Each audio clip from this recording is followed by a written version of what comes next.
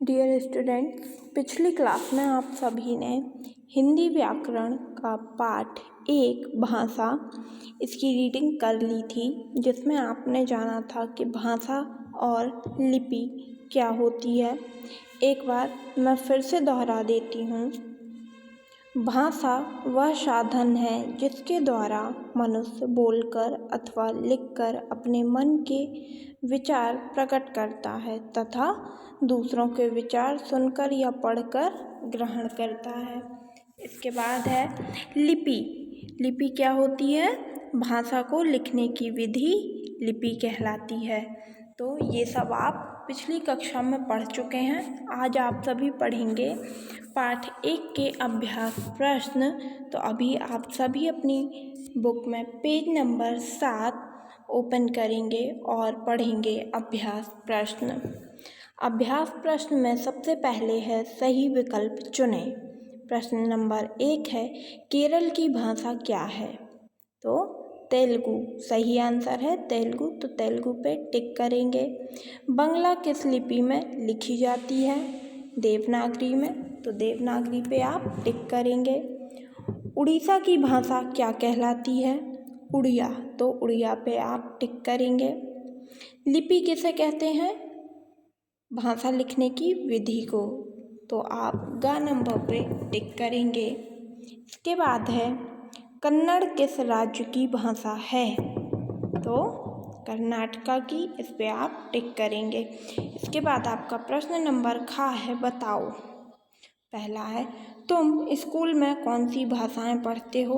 कौन कौन सी पढ़ते हैं हम? हिंदी और अंग्रेजी। घर में बोलचाल के लिए किस भाषा का प्रयोग करते हो? हिंदी। घर में सबसे अधिक लोग भारत में सबसे अधिक लोग किस भाषा को बोलते एवं समझते हैं? हिंदी और अंग्रेजी को। सरकारी कामकाज किस किस भाषा में होता है? तो हमारे भारत देश में सरकारी काम किस किस भाषा में होता है? हिंदी में और अंग्रेजी में। भाषा का प्रमुख कार्य क्या है? भाषा का प्रमुख कार्य है अपनी बात दूसरों तक पहुंचाना और दूसरों की बात ग्रहण करना। लिपि किसे कहते हैं? भाषा को लिखने की विधि को क्या कहते हैं? लिपि कहते हैं। भारत की राष्ट्रभाषा क्या है? उत्तर हिंदी। इसके बाद पेज नंबर 8 है सही या गलत का निशान लगाओ। अखबार मौखिक भाषा का एक रूप है, गलत। भाषा लिखने की विधि लिपि कहलाती है, सही। पूरे भारत में एक ही भाषा बोली जाती है, गलत।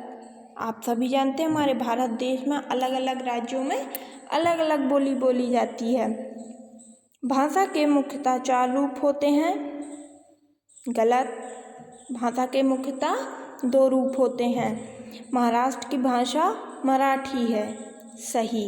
इसके बाद है सही शब्द चुनकर रिक्त स्थानों की पूर्ति करो। ये आपके यहाँ पे शब्द दिए गए हैं जिनको आपको चुन के एक इनमें से सही उत्तर चुनना है और यहाँ लिखना है।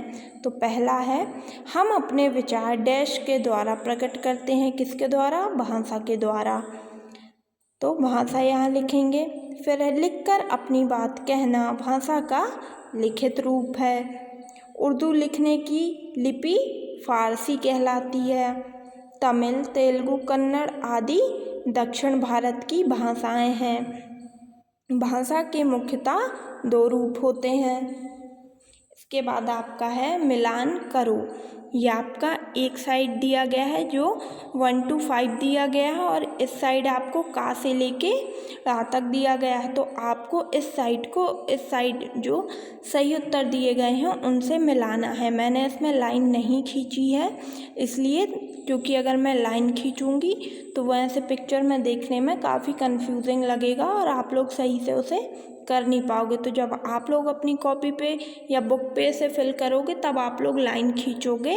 लेकिन अभी मैं आपको जब समझा रही हूँ तो मैंने यहाँ पे आपके लिए नंबर लिख दिए हैं, तो आप नंबर देख के इनका मिलान कर लीजिएगा। जैसे हिंदी का देवनागरी, तो यहाँ पे मैंने नंबर 1 लिख दिया है।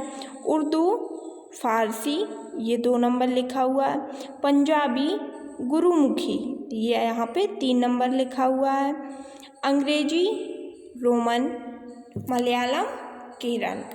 फिर यहाँ पे आपको इस बॉक्स में से भाषाएं ढूंढनी है और यहाँ पे लिखना है। तो पहली है तमिल, तमिल यहाँ पे लिख दिया, कन्नड़, कन्नड़ लिख दी, हिंदी, संस्कृत और पंजाबी। तो आप सभी page number 7 and page number 8 पे दी गई एक्सरसाइज को अपनी कॉपी पर लिखकर कंप्लीट करिए और बुक में फिल करिए।